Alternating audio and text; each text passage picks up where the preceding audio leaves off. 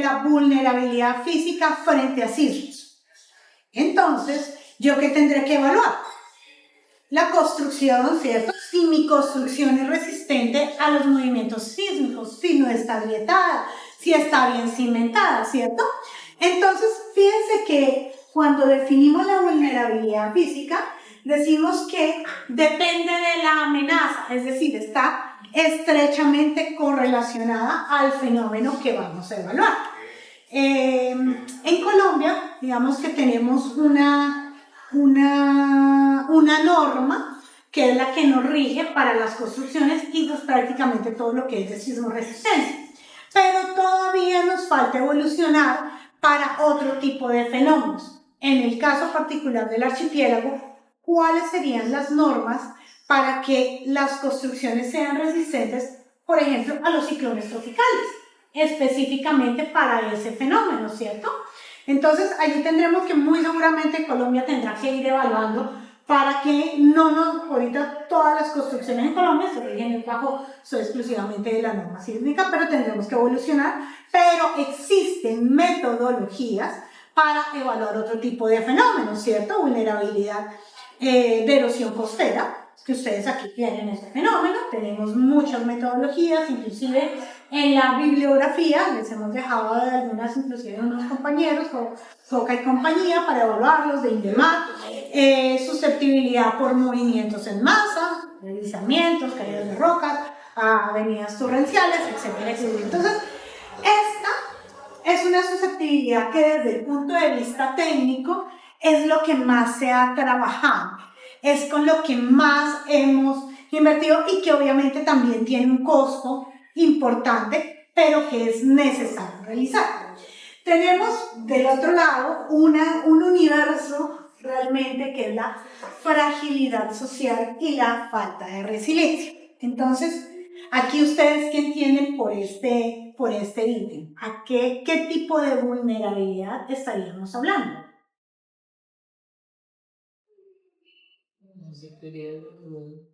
Social, monetaria. Entonces, cuando hablábamos en la clase pasada que los fenómenos son fenómenos que no son aislados, que pueden ser detonantes de muchas situaciones, ¿cierto? Una multiamenaza. Aquí tenemos dentro del universo de vulnerabilidad, tenemos un universo de vulnerabilidades, de situaciones que pueden agravar la condición del desastre. Entonces, bien lo mencionaba ahora el doctor, que se denominó el desastre de la reconstrucción. El desastre de la reconstrucción se configuró en un desastre porque lo que tuvimos fue un universo gigantesco de fragilidad y de falta de resiliencia institucional, comunitaria, ambiental, en todas las gamas, ¿cierto? De política pública, de todo tipo, que es lo que vamos a revisar en esa parte conceptual para que podamos comprender en qué consiste y muy seguramente desde las diferentes instancias sociales pues podamos hacer esos análisis. ¿Qué pasa si yo no evalúo esto? Pues pasa lo que ya les pasó a ustedes. El no tener en ese mapeo de qué es lo que puede pasar cuando ocurre un desastre, sino solamente desde el punto de vista de la amenaza física y de la vulnerabilidad física, nos olvidamos de todo ese sinnúmero de situaciones que pueden ocurrir y que pueden entorpecer pues todo lo que son los procesos de reconstrucción, ¿cierto? De resiliencia, de adaptación, de superación inclusive de la situación del desastre. Entonces pues vamos a ver unos conceptos básicos aquí. Hay varios, por supuesto, autores que trabajan todo el tema de vulnerabilidad. Digamos que el más clásico es, no acabo de ir el nombre, el profesor ¿Alan Naber? No. Gustavo Wilches. Se me olvida el nombre. En el que empieza a desagregar esos tipos de fragilidades y de resiliencias. Y lo agrupa en varios grupos, ¿no? Una fragilidad socioeconómica, socioecológica, ambiental y la resiliencia, la capacidad para anticipar la respuesta, ¿cierto? La capacidad para responder y para recuperar. Entonces aquí tenemos varias digamos que posiciones. Y en la siguiente, entonces, hablamos también del grado de exposición. ¿Qué tan expuestos están nuestros bienes, servicios y personas a la ocurrencia del evento, la fragilidad y la capacidad de adaptación? No será lo mismo, muy seguramente, si ocurriera nuevamente un desastre. Pueden pasar dos cosas. La primera, que el proceso de recuperación sea mejor que el anterior, porque realmente aprendimos algo. O la segunda, que es la peor, y que nos pasa inclusive, y nos ha pasado en muchos lugares del territorio nacional, y es que a pesar de que no han ocurrido los fenómenos, no hemos aprendido nada. Y eso es el peor de los escenarios, porque luego de un desastre, normalmente todo queda más frágil, más vulnerable de lo que era inclusive en un principio. Entonces, post desastre hay unas situaciones que hay que revisar con más ahínco, con más detalle, porque habrá que hacer un fortalecimiento mucho mayor, institucional, social, ambiental, porque se han roto todos los enlaces y realmente para que el proceso sea exitoso, pues tenemos que realmente demostrar que aprendimos algo. Normalmente y tristemente, no. ¿Listo? Entonces, aquí está nuestro universo de vulnerabilidades. No quiero que obvien leer para que revisemos qué tan familiarizados estamos con esos diferentes tipos de vulnerabilidades que vamos a trabajar en general. Entonces, si yo les pregunto por la vulnerabilidad natural, ¿ustedes qué entenderían por ello? En sus propias palabras. Como una condición sin agravantes, algo así, una condición de un medio, de un lugar sin que tenga algún agravante. Entonces, habrá unas condiciones como mínimas para yo desenvolverme en mi entorno. Si me modifican eso, pues yo ya, o sea, yo tendré un rango de resiliencia, ¿cierto? Como unos límites máximos en los que pueda vivir, ¿cierto? Si yo le quito el agua a las personas, pues obviamente eso es como el mínimo vital. Hoy es sin energía, sin internet, pero sin agua, complicado, ¿cierto? Entonces hay una vulnerabilidad natural, algo de que se refiere a las necesidades básicas, ¿cierto? Que necesitamos pues para sobrevivir, no solamente las personas, los animales, los medios de vida, ¿cierto? En general, la parte ambiental un poco. La vulnerabilidad física, que ya dijimos, que se refiere un poco a esas estructuras y que está correlacionada directamente con el fenómeno amenazante. No será lo mismo construir para un puente en una zona donde hay erosión costera que construir al interior donde de pronto la amenaza sísmica puede ser alta, ¿cierto? Entonces allí tendremos otro tipo de vulnerabilidad. Tenemos una vulnerabilidad económica. Esta sí que creo que todos la conocemos, ¿cierto? Y es una vulnerabilidad económica que abarca a todos los actores del Estado de ese sistema de gestión del riesgo del que hablábamos, ¿no? Que no es solamente el nivel nacional, el nivel gobierno, sino que compromete a todas las personas en general. Habíamos dicho por ahí una frase: para todo esto necesitamos tristemente plata. Entonces, muchas de las acciones que tenemos que trabajar es en esa vulnerabilidad económica. La vulnerabilidad económica se enlaza con otro tipo de vulnerabilidades, ¿cierto? Fíjense, con la vulnerabilidad social.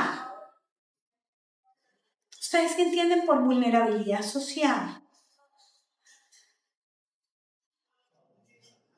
¿Cómo está una comunidad preparada para las condiciones de una comunidad? Entonces, ¿Providencia estaba preparada? No. ¿Cierto? Y esto estaba ligado también a la vulnerabilidad económica, no solamente de las personas, sino de su gobierno local. ¿Qué tan preparado estoy yo para responder y hacer frente en caso de un desastre, ¿cierto? como persona, tengo como un respaldo, ¿cierto? Entonces, y la resiliencia y esas capacidades que cuentan. Entonces, yo tengo la capacidad de sobreponerme al desastre y poner en acción todas mis capacidades para el bien no solamente propio, sino para el bien social. Entonces aquí hay unos temas que vamos a ver y que tienen que ver no solamente con la resiliencia personal, sino cómo yo aporto a la sociedad. En una situación de desastre, y más ustedes que nadie lo han vivido, es en caso del desastre yo abogo por mí solo, me voy y me cojo todos los biombos de agua, los encierro y los guardo para mi familia, o hago o tomo un papel comunitario, ¿cierto? De que todos puedan obtener esos mínimos de agua y que todos nos beneficiemos, ¿cierto? Entonces, ahí hay como varios tópicos que se tienen que evaluar dentro del punto de vista social y que hacen parte de esas capacidades sociales individuales para sobrellevar una catástrofe, un desastre, ¿cierto? Hay una vulnerabilidad política. Y San Andrés también ha sido un gran ejemplo de esa vulnerabilidad política, ¿cierto? Inclusive previamente al desastre de Iota, ¿cierto? Un cambio constante en sus dirigentes, ¿cierto? En las políticas públicas, en la proyección de hacia dónde va el departamento, dónde va el municipio, pues eso genera una muy alta vulnerabilidad, fragilidad, ¿cierto?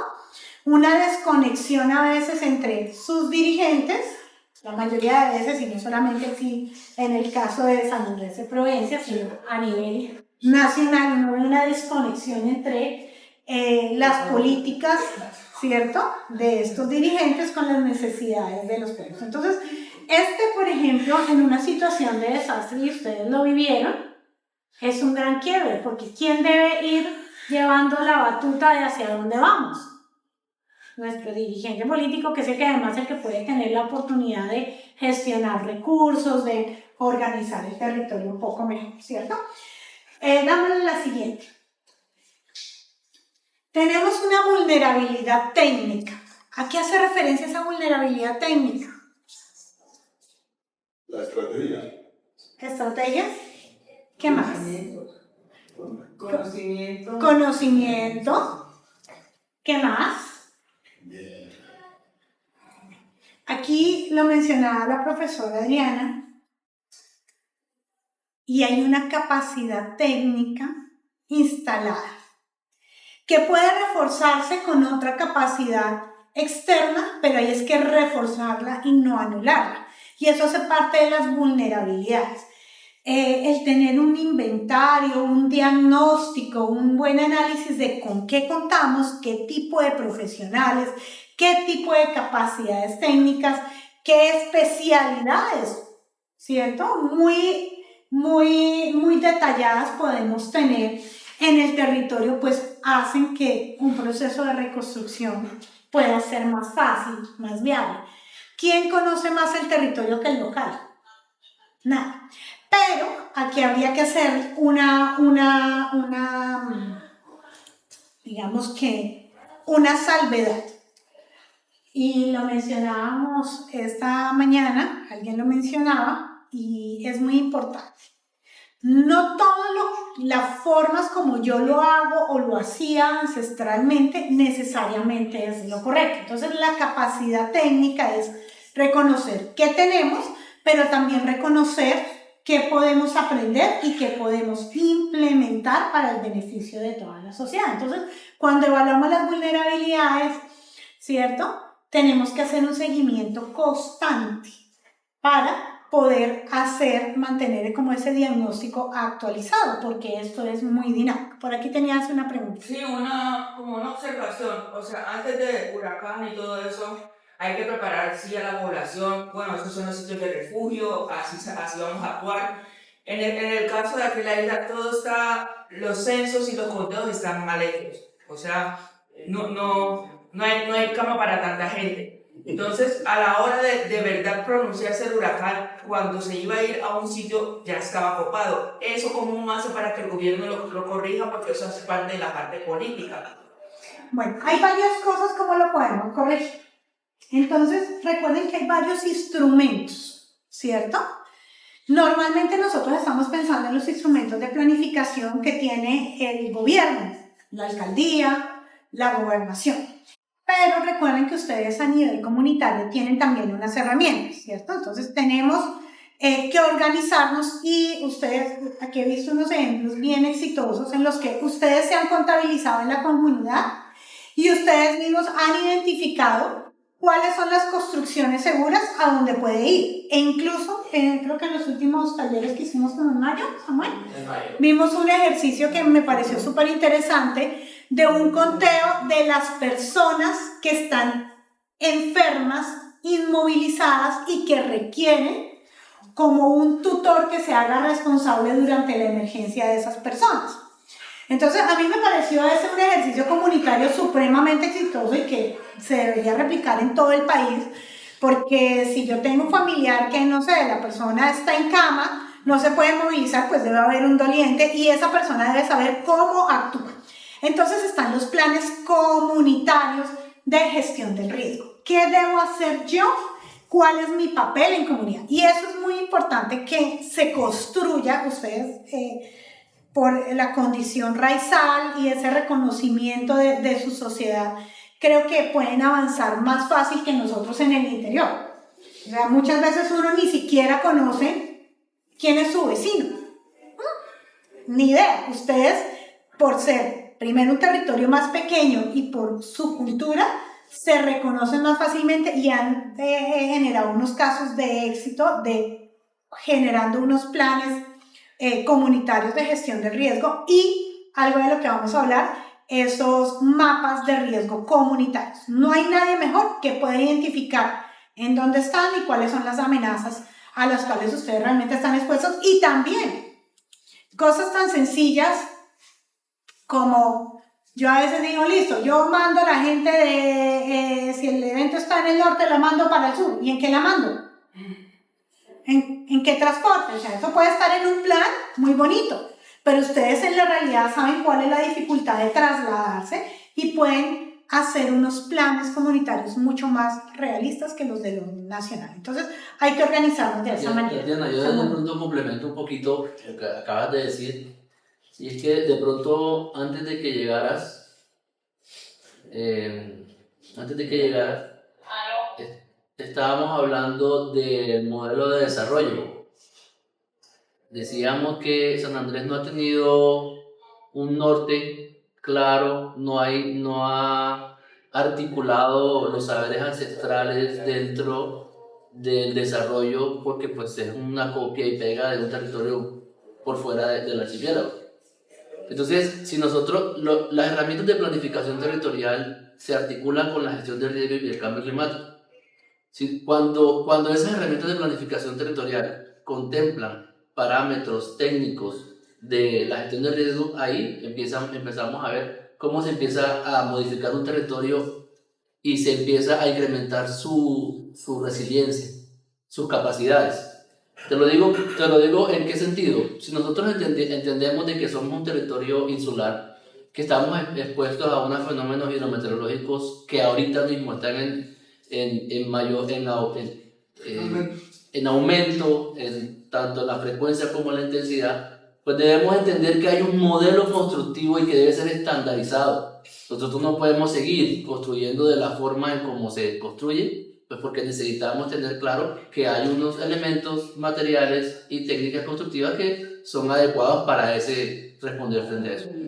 Gracias, compañero. A eso te quería añadir, porque está bien, entiendo perfecto, que igual la arquitectura ancestral, nuestros abuelos antepasados construían de tal forma conociendo la dirección de las brisas, para que cuando vinieran huracanes, porque sabían que constantemente, en diciembre sabemos que el viento del norte, por ejemplo, ellos ya sabían cómo atravesaba la brisa dentro de la casa, dentro de la azotea o de la parte de arriba, por eso construían los techos eran así, y la construcción en madera de tal forma que no se llevara la casa ni hiciera tanta destrucción.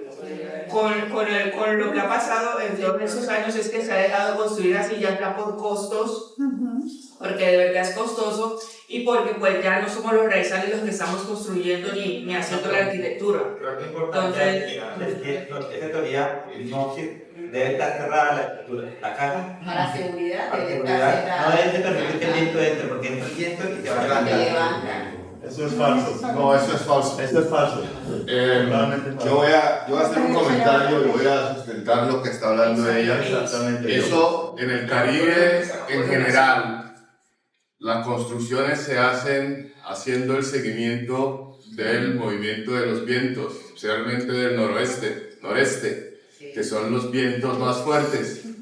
Y al entrar por la casa, no es que la casa está cerrada, la parte de atrás también está abierta, el viento va a cruzar por la casa y va a pasar y va a salir, no la va a levantar porque aquí tuvimos más experiencias de huracanes fuera de Iota. El Iota solamente fue una más fuerte en Providencia, pero en San Andrés también hemos tenido experiencia de huracanes y no ha habido esos desastres. Por ejemplo, los huracanes de 1960 y 1968 no afectaron las viviendas de San Andrés y fueron huracanes de 3 y 4 ¿sí? de magnitud. Entonces no hay ninguna evidencia que diga de que eso no es correcto. Eso es correcto y lo hemos vivido en todo el Caribe anglosajón. Las construcciones han permitido que los huracanes no causen tanto desastre como en estos eventos actuales. Las casas cerradas son más fáciles porque el viento lo empuja totalmente. Cuando pasa por dentro, me decía, por ejemplo, hace poco un señor en Providencia que las olas en Santa Catalina estaban por encima de la casa. ¿Qué tuvieron que hacer la gente de Santa Catalina? Abrir la casa, abrir las ventanas y abrir las puertas para que el agua entrara y saliera. Porque el agua estaba cruzando por dentro de las casas de Santa Catalina a 7 metros de altura. Entonces, y no se cayeron todas. ¿Por qué? Porque si hubieran dejado cerradas, se las lleva el mar. Eso hace parte de la vulnerabilidad física. Lo que nosotros tenemos que evaluar, mi construcción me resiste a pesar de que tenga algunos daños, pues habrá que hacer la evaluación. Ustedes tienen la experiencia de cuáles fueron las que mejor optimizaron esa estructura para que no se dañara. Evidentemente, no solamente hay un tema de, y ustedes lo mencionaron, no solamente un tema de el estilo de la construcción, sino del posicionamiento, porque cada lugar va a ser diferente, ¿cierto? No será lo mismo que si yo pongo mi casa ya en la llanurita esa pequeña que tengo en Santa Catalina, que si la pongo allá arribita en la loma, ¿cierto? Entonces, eso es parte de la vulnerabilidad física. Y hay unas metodologías para poder evaluarlo. Y obviamente, la idea de evaluar la vulnerabilidad no es, sí, somos vulnerables, chévere. No, es que podamos tomar acción y poder dar solución a ese tipo de cosas. Digamos que, aparentemente, la vulnerabilidad física debería ser el tema más fácil de solucionar, ¿cierto? Porque ese debería ser el más fácil. Porque estas de aquí, sí señor, que son más difíciles, porque tienen que ver con la idiosincrasia del país, con la política, con cómo somos nosotros y cómo nos comportamos en sociedad. Entonces, esas son un poco, aunque ustedes no lo crean, son más difíciles, no solamente de cuantificar, porque ahorita vamos a ver otro tema del origen de esas vulnerabilidades, sino en cómo realmente las solucionamos. Tú tenías una apreciación. Sí, respecto al tema, como yo lo que he vivido y lo que he visto y lo que he ido aprendiendo en la unidad de riesgo y las visitas que hemos hecho y todas esas intervenciones que hemos estado, es ver que para mí, aparte de lo que comentó la compañera y los compañeros, todo está muy bien, pero yo creo que en San Andrés y Providencia estamos fallando algo muy importante y es la concientización de la gente. es la parte que estamos fallando y muy grande, es concientizar a la gente y que la gente tenga esto como una prioridad.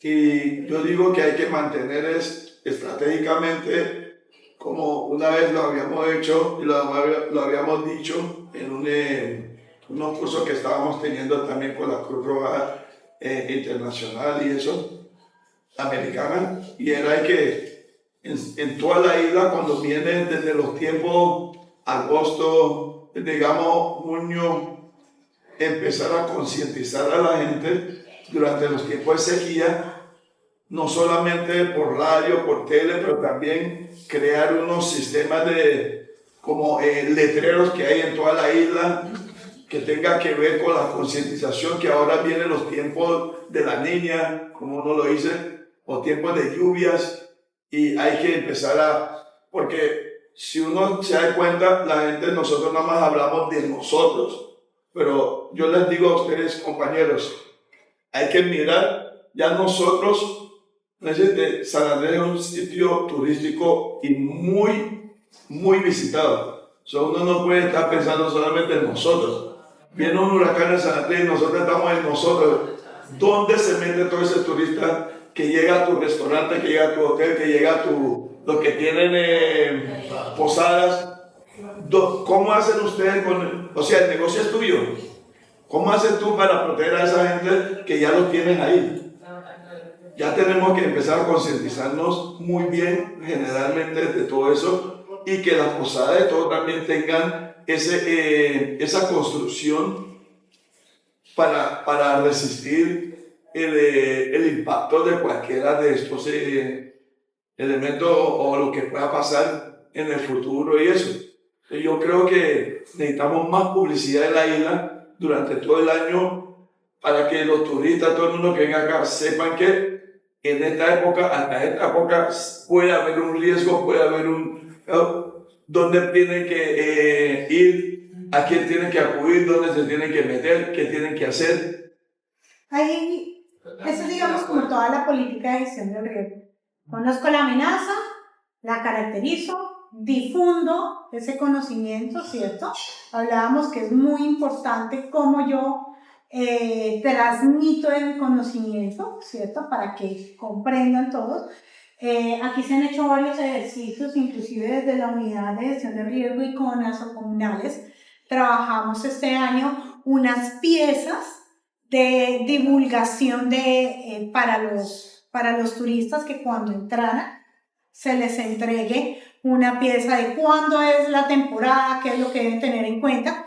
Y obviamente aquí, como lo mencionaba el día anterior, hay algo muy importante y es el sector privado. El sector hotelero juega justamente en esa dinámica de los turistas, ¿cierto? Pero lo que tú dices es cierto, si yo no me apropio de mi casa, nadie va a venir a decirme cómo salvarme. O sea, es muy complicado porque aparte de querer, es también las posibilidades ¿cierto? Entonces, por eso cuando hablamos del sistema de gestión de riesgo es bidireccional, desde el ente nacional, ¿cierto? Que me da como esas directrices, pero desde esa parte de yo como persona, como individuo, ¿cierto? También tengo que actuar y en mi comunidad inmediata tengo que generar mis planes, ¿cierto? Tengo que saber qué hacer. Y obviamente aquí tenemos algo y es también la vulnerabilidad ideológica. Aquí hay cosas como, bueno, Dios me mandó el brazo, entonces yo me quedo sentadita. No, hay cosas de la naturaleza y eso no quiere decir que no creamos. Personalmente, absolutamente creyente, pero como dice el dicho, a Dios rogando y con el mazo dando. Yo debo prepararme, debo adaptarme, debo revisar bien si esos paradigmas culturales son beneficiosos para la comunidad y para afrontar un desastre. Le gusta llamarme cuando estoy hablando. Sí, ¿Cierto? me consta. Tenemos una vulnerabilidad cultural, ¿cierto? También, como les decía, a veces estamos arraigados también lo positivo, tuvieron ustedes unas casas que en la antigüedad con otros eventos fueron supremamente resistentes, ¿cierto? Pero también pueden haber otras prácticas que no sean las adecuadas y que a veces se arreglar esa vía. No, mejor traigamos a un cantante para que haga una fiesta. Mejor otra prioridad. Entonces, son vulnerabilidades que hay que identificarlas y poner en un rango de prioridades para disminuir esos problemas. Entonces, fíjense que lo físico, que es lo que creemos que es fácil, depende de toda esta gama de vulnerabilidades que las conocemos, pero no las hemos cuantificado. Todo el mundo reconoce su vulnerabilidad económica, ¿cierto? ¿Hasta cuánto puedo resistir? Todo el mundo reconocerá su fragilidad ecológica inmediata del sistema que conoce, ¿cierto? Pero realmente está cuantificado y realmente ¿qué hemos adoptado para disminuir esa vulnerabilidad? Ahí estamos fallando. Y eso es lo que nos abre camino a toda esa conceptualización de los planes de ser resiliente, realmente. Adaptación, adaptarnos a, ¿cierto? Pero primero tengo que evaluar todo esto. Si yo no lo evalúo, pues ¿qué plan de adaptación voy a hacer? ¿Cómo a qué me adapto? ¿A la carencia? ¿Al problema social? ¿A la falta de educación? Entonces aquí hay una gran gama digamos, de temas que evaluar. Tenemos la siguiente, por favor. Entonces, la unidad de gestión de riesgo ha trabajado como en varias vías. Una de esas es la de vulnerabilidad social, que la vamos a trabajar, y es la que vamos a centrar nuestro ejercicio en cómo evaluar. Básicamente, es la identificación de esos puntos críticos, ¿cierto?, de esa vulnerabilidad social. Entonces, pues, necesitamos una contextualización de dónde vamos a sacar esa información, ¿cierto? Unas preguntas guía para poder identificar en qué está fallando socialmente ante un fenómeno amenazante. Tendremos que hacer algunos trabajos, por supuesto, participativos con la comunidad de diferentes digamos, características para poder ver todas las diferentes visiones de esto y poder hacer una contabilización del grado de vulnerabilidad. Obviamente las preguntas pueden ser múltiples, pero dentro de esta guía vamos a ir, para el ejercicio de hoy vamos a trabajar una aplicada para personas, que también ahí tenemos una de vulnerabilidad social. ¿Señora? Después de la sí, posterior. Posterior para no darle paso al siguiente panelista. Dale por favor la siguiente. Y básicamente aquí, como para resumir y darle entrada al taller, básicamente son 4 ítems. Si quieres. Preguntas sobre los medios resilientes, sobre la gestión de desastres, sobre el origen de esas vulnerabilidades y sobre las capacidades que tienen esas sociedades, básicamente. Entonces, no solamente evaluar lo malo, sino cuáles son esas capacidades que tenemos de respuesta, y lo vamos a evaluar con el taller. ¿Listo? Y vamos a dar entonces paso a la siguiente panelista, pero si ustedes tienen preguntas antes. Profe, tengo una pregunta. ¿Cuál es la línea diferencial entre la vulnerabilidad natural y la vulnerabilidad ecológica? O sea, porque ecológica más de los servicios ecosistémicos. Pero tú le puedes dar la orientación. La natural es que es lo mínimo para sobrevivir. Para sobrevivir. ¿Quieres darle un chancecito? No. Ay, se me olvidó eso. Ok. Y hay unas cajitas de herramientas que nos ayudan a identificar las vulnerabilidades, y aquí hay algo importante que mencionaba el compañero. Entonces, identificar la amenaza, cómo nos puede impactar, cómo impactan los medios de vida, en dónde están esas amenazas, como los mapas comunitarios, ¿cierto? Ubicar esas estructuras más frágiles, pero las estructuras que también pueden servirnos de refugio o de resguardo, y algo que llamamos el calendario estacional, ya hemos mencionado. Entonces, Hay algo, por ejemplo, con una de estas amenazas que ustedes tienen, que son los ciclones tropicales, que en el modo general pues son los más chéveres porque sabemos cuándo ocurren. No es lo mismo que un sismo que puede ser en cualquier momento. Nosotros ya sabemos que tenemos una temporada, tenemos al menos 6 meses para prepararnos y tenemos otros 6 meses de monitoreo, pero sabemos que más o menos están en esa época. Lo que no sucede con otro tipo de amenazas, con una creciente, con la erosión costera, con los sismos, ¿cierto? Entonces aquí la cronología de los eventos es importante. Y la cronología histórica de qué pasó en el pasado, cómo afectó otros eventos en el pasado, es lo que nos ayuda a ese aprendizaje de cómo actuaron las comunidades frente a esos desastres y qué prácticas puedo yo adoptar para el futuro. Ahora pensando en cambio climático. Entonces, son como las herramientas que hay que tener en cuenta a la hora de evaluar la vulnerabilidad social. ¿Listo? Entonces, vamos a darle paso a nuestra siguiente panelista y posteriormente haremos el ejercicio. Muchas gracias. Pues hay múltiples metodologías para evaluar la vulnerabilidad física dependiendo del fenómeno, ¿cierto?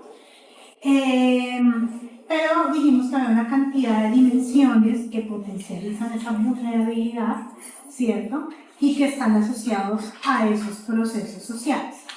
Esta es una ficha que diseñó la Unidad Nacional de Gestión del Riesgo en su momento con el Ministerio Público.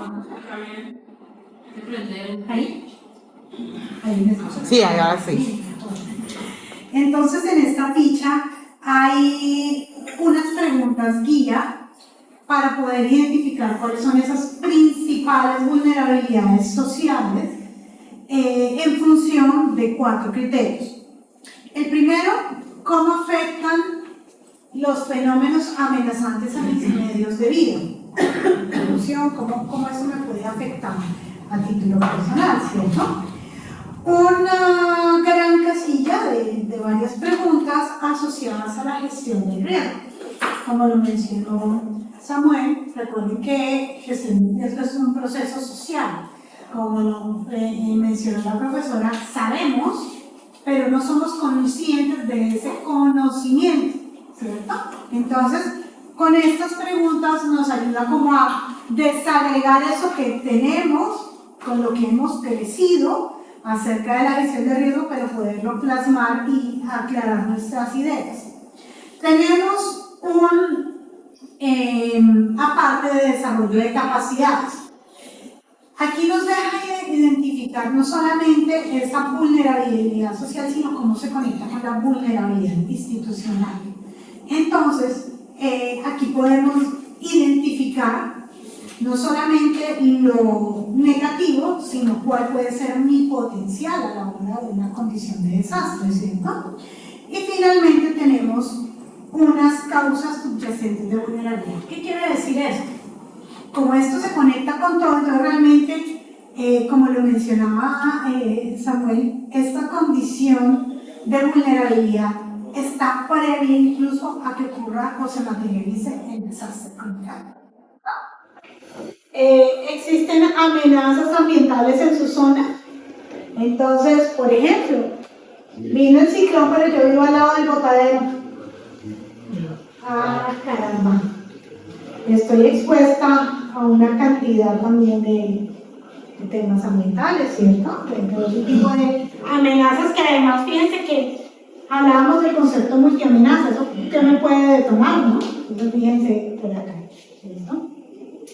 Existen actividades económicas o sociales, ¿cierto?, que puedan ocasionar algún evento de desastre. Entonces aquí estamos pensando en ese riesgo tecnológico también, ¿cierto? Entonces, no sé, ¿qué se me puede ocurrir? La 10. Un derrame de hidrocarburos. Pues está al lado de un buque. Está al lado de la fábrica, porque la fábrica no, la empresa de suministro de gas. O... Por ejemplo, que pueda generar una condición que fue. ¿Cómo se llama? Barranquilla. ¿De Turquía? No, Líbano. El Líbano. Entonces, ustedes recuerdan, el Líbano hubo hace bueno, relativamente poco, un super desastre por un lugar en donde dejaron unos suministros altamente explosivos y prácticamente volvió toda la ciudad en Beirut. ¿Cierto? Entonces, son todas esas condiciones. Pues nosotros tenemos una brecha, que son las mezclas naturales y tecnológicas, como por ejemplo en Texaco, pero el Texaco que queda en la ciudad portuaria, en el muelle. Un ciclo tropical puede dañar uno de sus tanques y el combustible del tanque puede llegar al mar.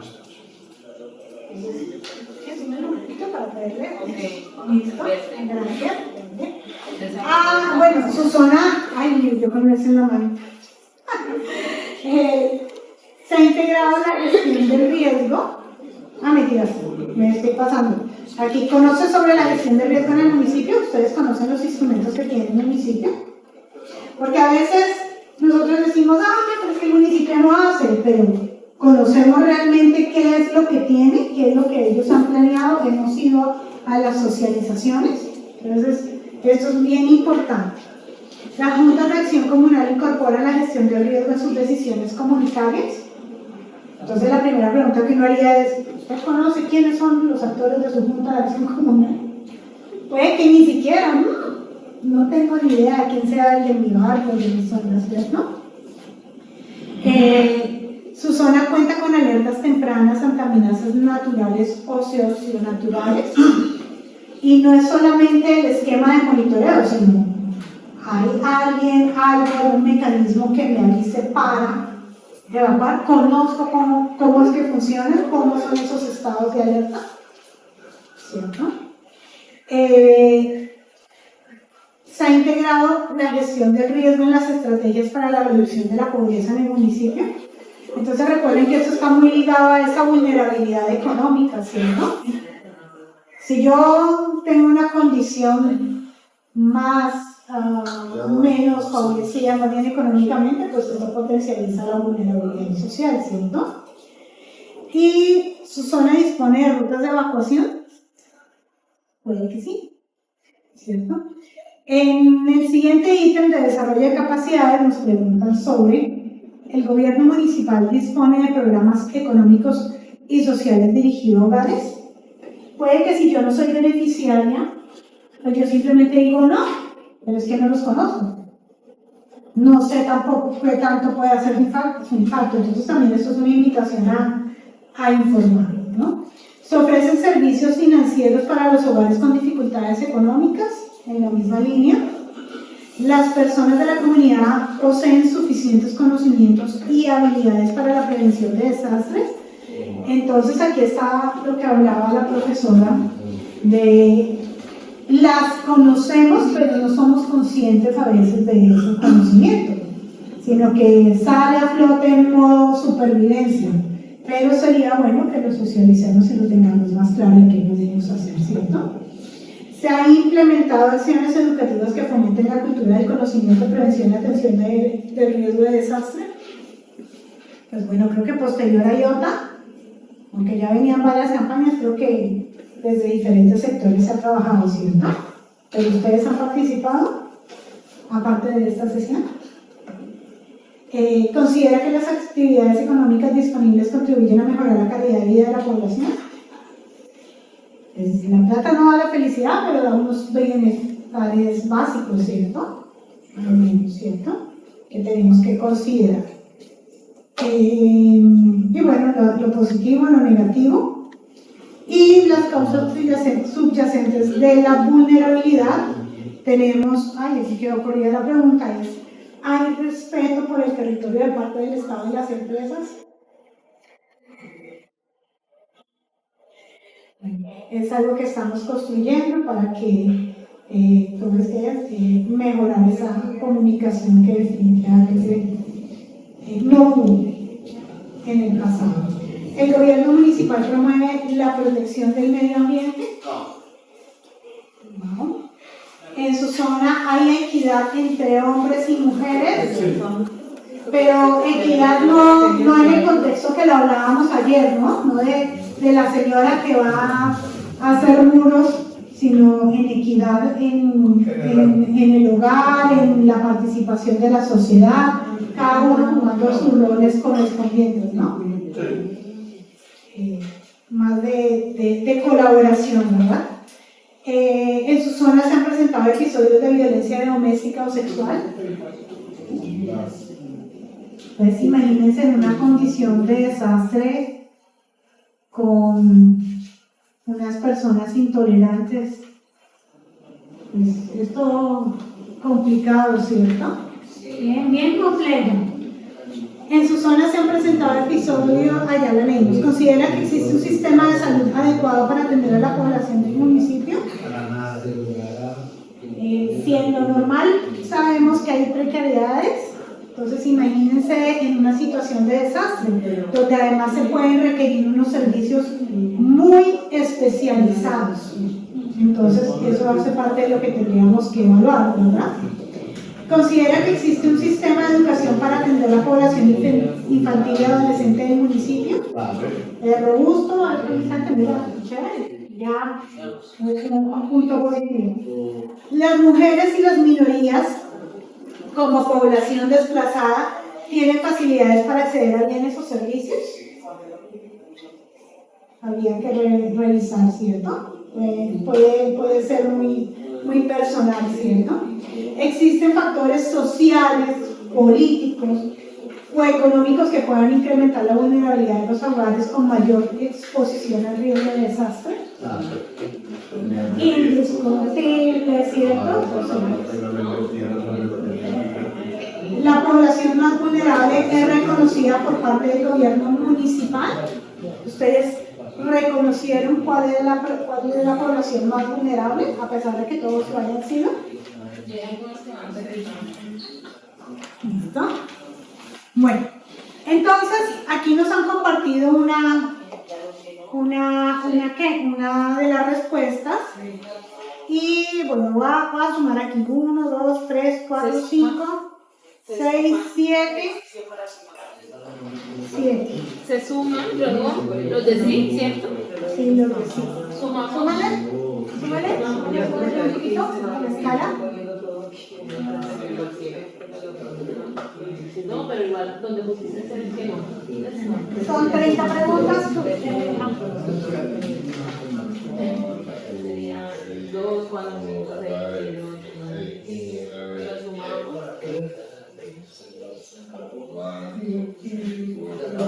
Bueno, yo les dije al revés. Él no era el sí, el sí. Pero no importa, hacemos la otra, somos al revés. Entonces aquí tenemos 7 menos 30, 23. ¿Cierto? Es decir, la vulnerabilidad es alta. ¿La sumamos el sí o el no? El no. El no. Pero díganme, Sí, de los que no. los que no. Pero aquí yo ya le hice la cuenta que es la compañera, me marcó 7 en sí, pues simplemente el resto. Lo restamos ahí. Entonces, de 0 a 8, en esta ficha, lo clasificamos como una vulnerabilidad baja. De 9, ¿cierto? A 17, media, y más de 18, una vulnerabilidad alta. Entonces, cuando yo miro una ficha como esta, me preocupa. Porque claro, fíjense todas las vulnerabilidades que Hay tienen. una confusión. Ok. Sí, en la escala, es que yo me equivoqué. Donde tenían que poner el 1, eran el 2. Porque si no les va a dar a todos que les dio bajito. Pero pues igual hacemos la resta. O sea, ustedes suman el sí y le restamos a los 30 puntos. Y ya nos quedó el tal. Exacto. ¿Cuántos no hay? Que creo que casi todos van a superar. ¿Cuáles no ya? ¿Cuántas veces marcaste que no? ¿Cuántas veces marcaste que no? 13. ¡Wow! A ti te dio media. Vulnerabilidad media. Entonces fíjense que la vulnerabilidad, estamos en el mismo salón, en la misma isla, y aún así es diferente. Aquí a la compañera le dio una vulnerabilidad alta. Yo puedo vivir en la loma donde tiene un estrato diferente y el que vive en el clip es un estrato. Porque depende de la parte económica, de la parte social, de la parte étnica, de todo esto. Entonces fíjense que de todas las dimensiones, pues la dimensión social que tiene que ver con el resto, pues es bastante complejo. Entonces, este es un ejercicio que nos gustaría que yo les quiero tomar una foto para que ustedes se lo lleven y me lo regalan. Entonces, no, yo se lo tengo a ustedes para que ustedes también hagan el ejercicio y sean replicadores. Pero entonces la respuesta, si me lo permiten, me encantaría llevarme la fotito para tener una idea de lo que ustedes... Si quieres me pasan. Perfecto, muchísimas gracias. Nos despedimos. Entonces, si me hacen un favor, y esa información puede ser bastante importante, regálenme en qué sector vienen. Abajito, en la parte de atrás de la línea, en qué sector viven, y nosotros nos tomamos esto que yo creo que también puede aportar a esa percepción de esa vulnerabilidad. Entonces, como ven, es un ejercicio sencillo que podemos replicar, pero ¿cuál es la idea de esto? Que después de haber identificado mi vulnerabilidad, ahora empiezo a trabajar con la comunidad y con el gobierno local. ¿Cómo voy a atacar cada uno de los problemas? Entonces, ¿cómo puedo reducir, por ejemplo, las vulnerabilidades en términos de gestión de riesgo? Pues afianzando el tema de conocimiento de los instrumentos, creando más,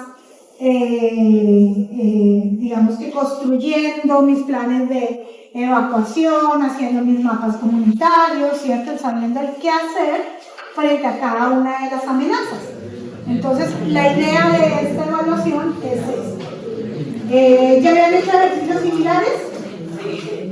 Bueno, muy viciosos, afortunadamente, aquí por lado, ¿no? Entonces, súper chévere. Vamos a tomarle fotito a esto y muchísimas gracias a todos por su tiempo.